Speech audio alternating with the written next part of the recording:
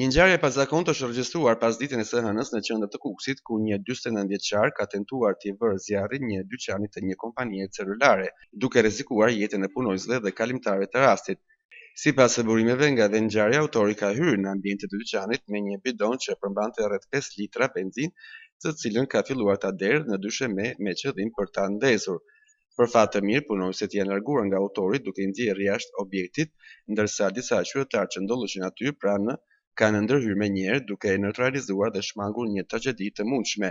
Ngjarja ka ngritur pyetje serioze për nivelin e sigurisë në objektet private dhe publike, veçanërisht në zonat e frekventuara të qytetit. Sipas të dëshmitarëve, 49 vjeçari kishte me vete disa dokumenta zyrtare të cilat nuk i kishin lidhje me kompaninë. Ende nuk dihen motivet e këtij veprimi, ndërsa policia e ka shoqëruar autorin për në komisariat dhe po punon për zbardhjen e plotë të ngjarjes. Qytetarë që nuk kishin dëshirë të flisnin para kamerës së Kukës Televizion u shprehin të shqetësuar se raste të tilla tregojnë një mungesë të ndjeshme kontrolli dhe mbrojtje të hapësirave publike, ku siguria shpesh mbetet në dorën e qytetarëve të rastit.